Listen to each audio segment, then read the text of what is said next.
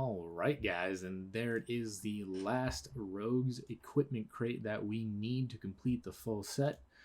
Just run to the bank here real quick and get out the rest of our gear. Boom, boom, boom. We just need the gloves here. Grab those, and there we have it. The full Rogues gear. That honestly didn't take too long. I will admit that the Rogues minigame did frustrate me a little bit more than I would have hoped for. It definitely took me a little bit longer than it should have, but I was also kind of doing it while I was doing other stuff, so it wasn't too bad. But let's go ahead and slap on our fishing skill cape as well and just...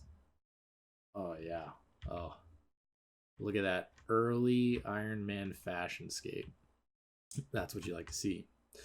All right, I will be back with you guys at Draenor Village, where we can begin to steal some seeds from some master farmers. Here we are back in Draenor.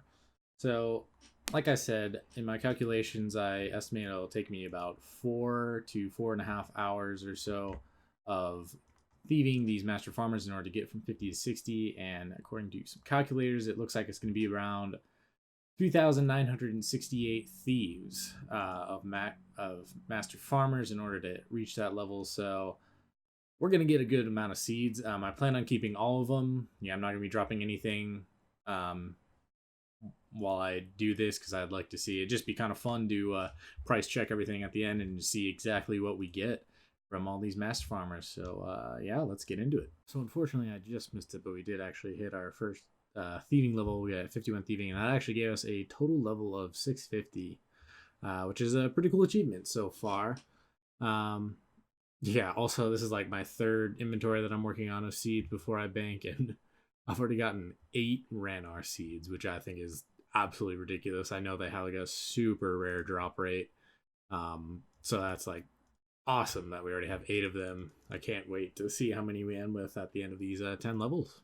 This is a bit of a milestone level. We got level 53 thieving, which I believe is the level for that we're going to need for Desert Treasure once we eventually start doing our major quests. So that's awesome. Obviously, with what I have laid out for my plans, we're actually going to be like way above the level we need for that. So hopefully it'll only take us 1 or 2 lockpicks to get that Gilded Cross when we do Desert Treasure in a while. Well, that took a little bit longer than I would have liked. I'm not sure where where I read that I was gonna get 40k XP per hour, but that was definitely not the case. I think I was getting closer to like 14. So that kind of sucked a little bit, but we persevered, and there it is, level 60 thieving. We don't get anything at that level, unfortunately, but let's go ahead and take a look at all of the seeds that we have gotten over the course of this grind. As you can see here, we got a 1.65 mil tab of purely seeds. Got all the classic barley seeds and the thousands and everything. But what I'm really excited for are all of these awesome herb seeds that we're going to use to farm as we are going through Wintertodt. Most importantly, 32 Ranarrs, and that is obviously the bulk of that 1.6 mil, coming in at 1.22 mil for 32 Ranarrs.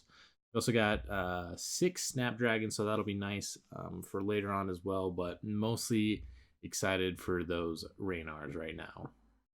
Now, I believe our next goal is going to be getting level 81 agility at the agility pyramid. And now the reason why we're going to go to 81 is because that unlocks the shortcut for the Fremnik Slayer Caves. The Spiked Blades jump, which is the further shortcut. That's just going to make doing Slayer later on much easier, as well as doing it at the agility pyramid is going to get us like close to 5 mil GP, which we are going to use to buy lots of runes for our magic training. So it's just going to be a win-win situation overall. So yeah. Hello, boys and girls. We are back at the agility pyramid, ready to get started on that agility grind. Probably going to be here a while. We need about 800k XP to get to level 81. But the nice part is that if you don't know, with the agility pyramid, once you surpass level 75, it is actually impossible to fail any of the obstacles here, which means that I have no danger of falling whatsoever at my level, which means that I can just continually run around the pyramid and claim those artifacts to get that money. So yeah, this won't be too bad. Literally all I'm gonna have to do is just go back to refill my water skins every once in a while. I have my chronicle here. I'll just teleport there. Walk down to Lumbridge. I don't know. Maybe I'll just teleport. Who knows? But anyways, it's gonna be a good long grind. But we're gonna be rich AF for an early level Ironman at the end of it. So I am super stoked. Yeah, I don't know when I'm gonna check in with you guys again, but I'll do it at some point. I wasn't actually able to record the audio when this happened, but this was super crazy. While I was running the agility pyramid, I actually ended up getting the pet. And this was super crazy. I was freaking out at the time because I do have a list of pets between bosses and skilling pets that I would like to get at some point on the account. And the giant squirrel was actually on that list. It was like one of my top 2 pets that I wanted to get on the account. I just really enjoy it. I think it's really cool. Agility is kind of one of those skills that not a lot of people like to do, so be kind of a cool flex. But yeah, so I was super stoked to see this. Sorry I didn't have the actual audio, but yeah, so we do have a pet on the account. Quick update. So I got a little bit bored of doing agility, so what I did is I went ahead and got some Clue Hunter gear. And I'm going to go ahead and start Wintertot a little bit early, I think, just because agility was starting to wear down on me. I think it'll be fun to kind of get into a new skill, work on Wintertot. But on my way there to Wintertot, I decided I was just going to knock out my Arceus favor, because that'll just be handy just in general. And I think I'm going to use the books on magic just to get those early magic levels out of the way, because that'll be super helpful, because magic and range are going to be the 2 melee or combat skills that I think we're going to go for first.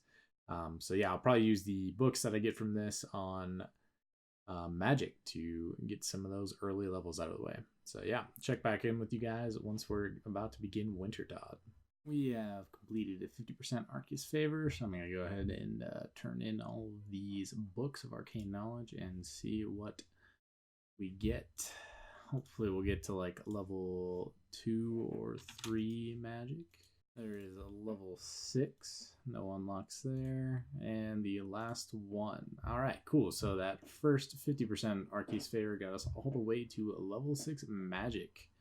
That's pretty dope, so it's gonna finish this up and see what we end up at for our magic level. Okay, assuming that I have the book key once, which of course I don't, and I hate myself. Alright, I'll be back in a second. Okay, we went and got his book. Hand this in. That should be it. There is a 100% Arceus favor. Let's go ahead and just open up all of these. And our last one. Boom. Level 16 magic just from getting 100% Arceus favor. That is a huge boost to us right off the bat. There we go. That's looking real nice. Pretty close to level 17 as well. I think once we do the Witch's Potion coming up here in a bit, that should get us to level 17, which I think puts us at, yeah, Wind Bolt right off the bat. So we'll already be able to cast some Chaos level spells, but probably won't be doing that for a little bit, as we are now going to undertake the task of achieving 99 fire making at Wintertot. So give me just a quick second and I will be back in the Wintertot. Here we are waiting outside the Wintertot arena for this game beforehand to finish up, and then we're going to go ahead and enter Wintertot for the first time on this account. And yeah, so I think the plan is I probably won't be doing this straight to 99, just because I probably will go back and do agility at some point when I get bored, as well as some other stuff along the way.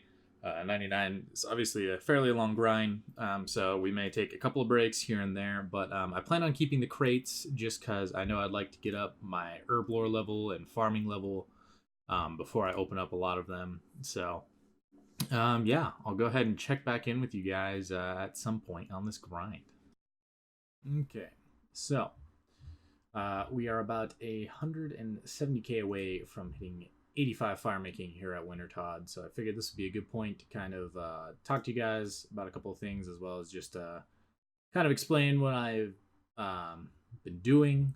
So for those of you, I don't know, I'm sure there's probably plenty of guides about Wintertodd out there by now. I know I've watched a couple, but just if you're curious as to what I've been doing on my grind so far, is what I do is I at the beginning of the games I come over here, light the brazier, free 25 points usually if I'm paying attention, and then what I like to do is I like to go over, chop a full inventory of the bruma roots, and then my first inventory I like to fletch them all. I know it's not the best fire making XP per hour when you fletch, but so far we have gotten, I think, about 26 fletching levels, just getting to 85. So I'm sure we'll probably be, I'd imagine, somewhere in the high 50s to low 60s, maybe even in fletching by the time we finish. And on top of that, we also get way more points. I can fairly consistently hit 750 points, which gives us an extra roll each crate over normally just the 500. So I haven't decided yet. I think I do like doing the one inventory fletching, and then the rest is just fire making, because you kind of get the best of both worlds, get a lot of points, but also some decent fire making. I haven't decided yet if I'm gonna stop at like 55 fletching or something like that, since it's maple longbows, which are really good fletching XP. And fletching isn't really necessary at the moment. But yeah, I haven't quite decided that yet. But what I really want to talk to you guys about is what's coming after I hit 85 here. Now, I had actually spent a lot of time before this account. I'd even really gotten started just kind of crafting my plan for what I wanted to do. I have about 10 pages worth of goals and research of how I really wanted to do this, because I really wanted to lay everything out for you guys. But we've kind of hit a little bit of a snag, because I've come to realize that while doing this, a lot of the helpful things, like skills, like magic, for instance, to do teleports for farm runs.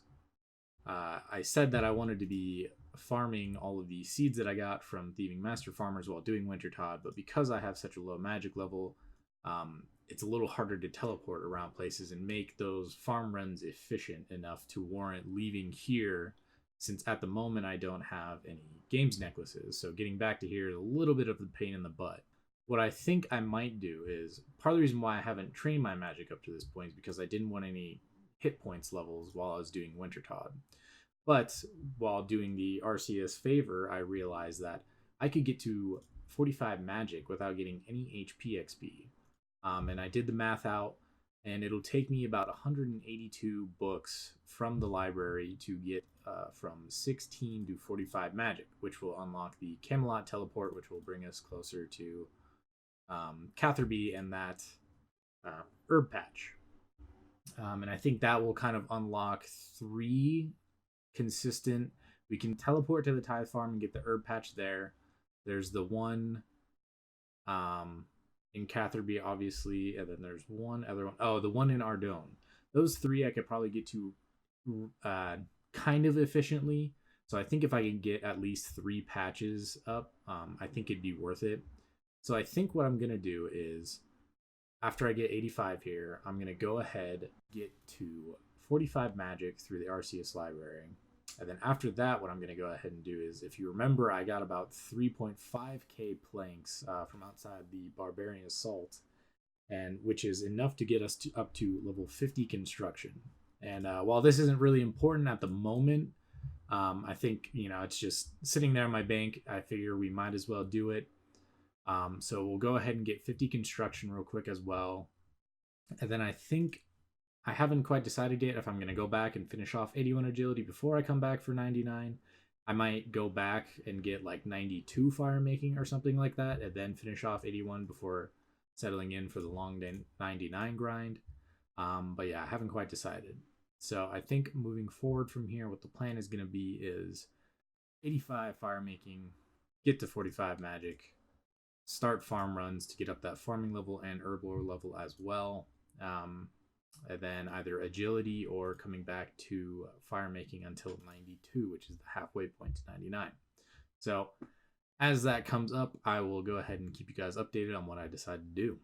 Sorry for the long ramble, but I just thought it'd be kind of useful. One of the things I wanted to do in these progress videos was really break down exactly what my thought process was while doing certain activities. So yeah, check back in with you guys at the next clip. Now achieve level 85 fire making, which means we can start on our short little grind here to 45 magic. Now I did a little bit of research and I found out that I actually do have the level required to make sapphire necklaces, which we can then turn into games necklaces to make teleporting back to Wintertodt earlier. And from random events, I have been stacking sapphires, so I would have a few right off the bat, which would be nice.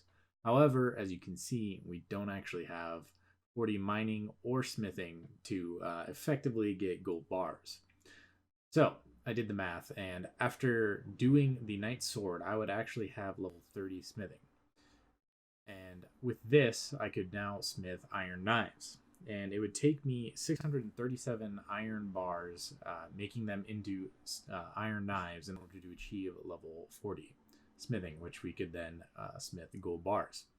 I think this is a good path going forward because it'll give us over 3,000 iron knives, which we can then use to train range, which we're going to be doing coming up in the future. So that'll be that out of the way, as well as the 1,000 bronze arrows that we already have. And we'll just get a couple of little milestones out of the way. We'll be able to get back to Wintertodt much easier. We can do the farm runs. So I think all in all, it's going to be beneficial.